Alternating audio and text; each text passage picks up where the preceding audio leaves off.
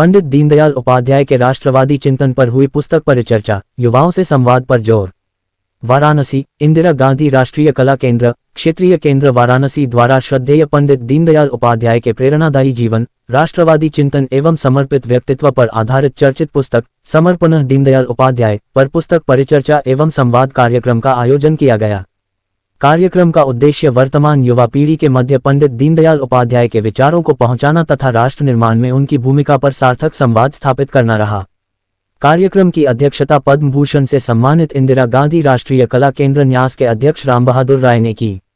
मुख्य अतिथि के रूप में भाजपा के राष्ट्रीय उपाध्यक्ष एवं राज्यसभा के मुख्य सचेतक लक्ष्मीकांत वाजपेयी उपस्थित रहे। क्या प्रभाव उसका मैं केंद्रीय कार्यकारिणी का सदस्य हूं और कुछ प्रबुद्ध केंद्र चलते हैं उनका समन्वयक हूं। यही काशी में रहता हूं मैं।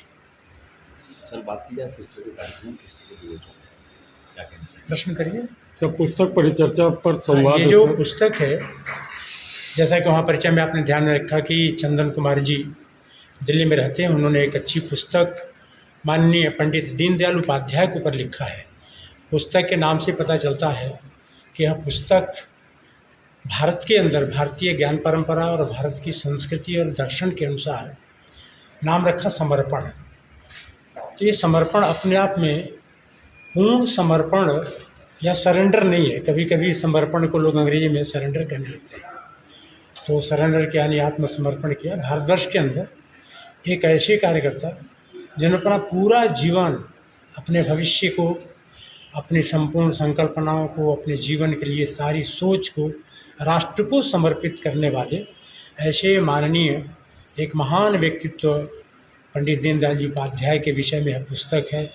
राष्ट्र के विषय में, समाज के विषय में, अर्थ के विषय में, विश्व के विषय में, दुनिया के अंदर एक वातावरण है वो तो स्पष्ट धारणाएं नहीं हैं। उन सारे विषयों पर दीनदयाल जी ने बहुत ही स्पष्टता से समझ में आने वाली शैली में उन्होंने अपने विषय रखे। और इस देश के अंदर आने वाली पीढ़ी, अब तो अनेकों ऐसे कार्यकर्ता मिल जाएंगे, ऐसे स्कॉलर्स मिल जाएंगे, ऐसे एकेडमिशियंस मिल जाएंगे। देश के अंदर सैकड़ों की संख्या में आज दीनदयाल जी के ऊपर रिसर्च हो रहा है। आज की यह जो पुस्तक है, ये लिखित चंदन कुमार द्वारा, ये निश्चित तौर से एक अच्छे संदर्भ ग्रंथ के रूप में, और दीनदयाल जी के ऊपर किसी को कुछ विषय रखना हो तो यह विषय उसके लिए बड़ी उपयोगी साबित होगी। उसी के विमोचन का यह कार्यक्रम, परिचर्चा का कार्यक्रम यहाँ पर आयोजित है। धन्यवाद। जी, मेरा नाम अजय शर्मा, मैं दिल्ली से आया हूँ। इसी विमोचन में क्या कहना चाहिए इस किताब में? ये दीनदयाल उपाध्याय जी, स्वर्गीय दीनदयाल उपाध्याय जी की किताब समर्पण, उसका जो विमोचन बनारस में इंदिरा गांधी कला केंद्र में हुआ। अभी सभी लोग जो अतिथि आए थे उन्होंने की, हमें भी बड़ा खुशी हुई। साथ के साथ मैं यही कहूँगा कि दीनदयाल उपाध्याय जी का जो वर्णन है, जो जीवनी है, उस जीवनी को दीनदयाल जी अपने साधारण बन के रहे और औरों को उन्होंने साधन उपलब्ध कराए, उन्होंने रास्ते बताए। जैसे कि अभी उन्होंने कहा, चंदन जी ने, शहर से लेकर आखिरी गांव तक के नागरिक को एक उनकी व्यवस्था, उन्होंने हमारा बच्चे जो गरीब लोग हैं उनके लिए व्यवस्था है, उनके बच्चे पढ़ें। और दीनदयाल जी ने कुल मिला के मेरा अगर मजबूर हैं, मजदूर हैं, किसान हैं, गाँव की हर ज़रूरत, लोगों की ज़रूरत को पूरा करें। ये किताब कई भाषाओं में प्रकाशित हुआ है? अब तक शायद 4 भाषाओं में हो चुकी है। अंग्रेजी भाषा में हो गई है, तमिल भाषा में हो गई है, हिंदी में हो गई है, और एक शायद तेलुगु का भी, कन्नड़ का भी वो हो चुका है। तो तकरीबन 4 भाषाओं में। आज किस भाषा में तक? आज हिंदी में भाषा में हुई है, और ये इंदिरा गांधी कला केंद्र का, और मुझे बड़ी खुशी प्राप्त हुई। और क्या है सर? देखिए, यह पुस्तक जो है पंडित दीनदयाल जी के जीवन समर्पण पर आधारित पुस्तक है, जिसका नाम है समर्पण दीनदयाल उपाध्याय। पंडित दीनदयाल उपाध्याय जी ने इस राष्ट्र के प्रति, इस राष्ट्र के नागरिकों के प्रति अपना सर्वस्व जीवन जो है वो समर्पित किया। निज हित, निज स्वार्थ कहीं उनमें झलक तक नहीं दिखा पाई। हालांकि उनके पास बहुत सारी अपॉर्चुनिटियाँ थी, और उस अपॉर्चुनिटी के बदौलत जो है वो चाहते तो अपने आप को एक रायसी ज़िंदगी देकर अपने जीवन को बहुत सुखदायक बना सकते थे। लेकिन उन्होंने जो है संघर्ष के रास्तों को अपनाया, अपने आप को त्याग किया और अपना त्याग जो है राष्ट्र हित में समर्पित किया। समर्पण जो किताब का ना पुस्तक का नाम रखे हैं, क्या भाव रहा है, इसके पीछे क्या उद्देश्य क्या रहा है? देखिए, इसके पीछे उद्देश्य ही है कि हम लोग जो है पंडित जी के बारे में पढ़ते हैं, जानते हैं, लेकिन उनके राष्ट्र में क्या योगदान रहा। आज आप यहाँ पर हैं, मैं यहाँ पर, तो हम दोनों के बीच जो है वो कहीं ना कहीं दीनदयाल जी की एक विचारधारा है।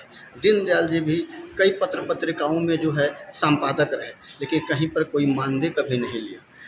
उनके विचारों के प्रति जो है समानता रही।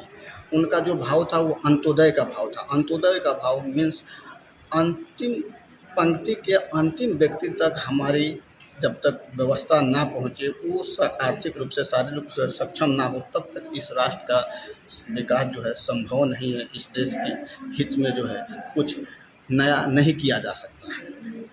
अब ये जो किताब लिखे हैं, इससे पहले कितने किताबें आपकी प्रकाशन हो चुकी हैं? ये मेरी पहली किताब है और पहली किताब इसी साल छपी है। इसका विमोचन जो है पंडित दीनदयाल जी के जीवन के पुण्यतिथि जो है, उनके पुण्यतिथि को समर्पण दिवस के रूप में मनाया जाता है और उन्हीं के पुण्यतिथि पे पुस्तक प्रकाशित हुई। हालांकि 11 फरवरी को ये पुस्तक हिंदी भाषा में प्रकाशित हुई थी नई दिल्ली में, लेकिन दर्शकों की रुचि, चाहने वालों की मांग के बदौलत अब ये पुस्तक जो है अभी तक 4 भाषाओं में प्रकाशित हो चुकी है। उसका विमोचन हो चुका है, इंग्लिश, तमिल, तेलुगु और अन्य कई भाषाओं में ये प्रकाशित होने जो जा रही है। आज किताब पाठकों के लिए क्या संदेश देंगे?